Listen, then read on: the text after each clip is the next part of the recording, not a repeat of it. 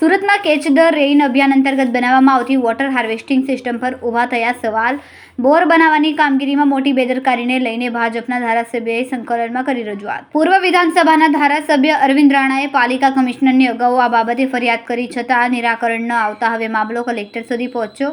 પૂર્વ વિધાનસભામાં વરસાદી પાણી ભરાતા 50 જગ્યા આઈડેન્ટિફાઈ કરીને બોર કરવા માટે પાલિકા કમિશનરને લિસ્ટ આપવામાં આવ્યું, જેમાંથી 39 જેટલી જગ્યા પર બોરનું કામ પૂર્ણ કરીને ધારાસભ્યને સર્ટિફિકેટ પણ આપવામાં આવ્યું. જ્યારે વરસાદ પડ્યો ત્યારે 39માંથી 20 કરતાં વધારે બોરમાં વરસાદી પાણી જતું ન હોવાની ધારાસભ્યની ફરિયાદ હતી. આ બાબતે જિલ્લા કલેક્ટરને સંકલનમાં કરવાની ફરિયાદ કરાઈ. ધારાસભ્યએ જિલ્લા કલેક્ટર સમક્ષ રજૂઆત કરીને આ બાબતે તટસ્થ તપાસની માંગણી કરી. સરકારી નાણાંનો વ્યય ન થાય અને જો કોઈ બેદરકાર હોય તો તેની સામે કાર્યવાહીની પણ માંગણી કરવામાં આવી. જિલ્લા કલેક્ટર દ્વારા સિંચાઈ અધિકારીને આ બાબતે તપાસ કરવાની સૂચના અપાઈ. આજે માનનીય કલેક્ટરશ્રીની અધ્યક્ષતામાં માનનીય ધારાસભ્યશ્રી અને સંસદ સભ્યશ્રીઓની સંકલન સમિતિમાં મારા વિસ્તારના નાના મોટા જે પ્રશ્નો છે એ પ્રશ્નોની રજૂઆત થઈ હતી. ખાસ કરીને રાજ્ય સરકાર દ્વારા અમને જે 50 લાખ રૂપિયાની ગ્રાન્ટ જળ સંચય માટે આપવામાં આવી હતી, એમાં મારા પૂર્વ વિધાનસભા મત વિસ્તારમાં જે જગ્યાએથી વરસાદી પાણી જાય છે અને કેટલીક જગ્યાએ વરસાદી પાણીને લીધે ખૂબ વરસાદ પડે ત્યારે કેટલીક જગ્યાએ પાણીનો પુષ્કળ ભરાવો થતો હોય છે, તો એવી જગ્યા નક્કી કરીને લગભગ 50 જગ્યાએ અલગ અલગ જગ્યાએ બોર કરવા માટે અને 50 લાખ રૂપિયાની ગ્રાન્ટની ફાળવણી કરવા માટે કમિશનરને પત્ર લખ્યો હતો. અને કમિશનરશ્રીએ એ 50 બોરમાંથી લગભગ 39 જગ્યાએ બોર કરી દીધા છે. એનું કમ્પ્લીશન સર્ટિફિકેટ પણ મને મળી ગયું છે.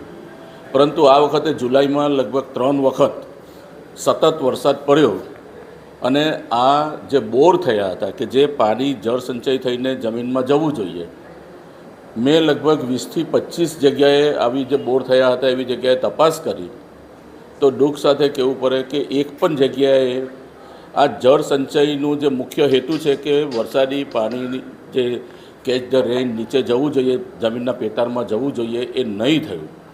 આમ તો મેં સુરત મહાનગરપાલિકાની કોર્પોરેશનની સંકલનમાં પણ આવી રજૂઆત કરી હતી, પરંતુ એમાંથી મને સંતોષ ન થવાથી મેં આજે કલેક્ટરશ્રીની સંકલન સમિતિમાં રજૂઆત કરી અને રાજ્ય સરકારના સિંચાઈ ખાતા દ્વારા આની તપાસ કરવામાં આવે, તમામ બોરની તપાસ કરવામાં આવે અને આમાં જો કોઈ ચૂક રહી ગયેલી હોય અથવા તો એમાં કોઈ ટેકનિકલ ખામી હોય તો એ અંગે માર્ગદર્શન આપવામાં આવે અને ભવિષ્યમાં આવી જે રાજ્ય સરકારના દરેક ધારાસભ્યોને આ વખતે તો 50 લાખ રૂપિયાની ગ્રાન્ટ માત્ર જળ સંચય માટે આપી છે, ત્યારે આ સરકારી નાણાંનો કોઈ દુર્વ્યવહાર થાય નહીં, પાણીના પૈસા પાણીમાં નહીં જાય એટલા માટે આજે મને કલેક્ટરશ્રીએ ખાતરી આપી છે અને સિંચાઈ ખાતા દ્વારા આ દરેક બોરની તપાસ કરીને આમાં શું થઈ શકે અને આવનારા દિવસોમાં તમામ જે પાણી છે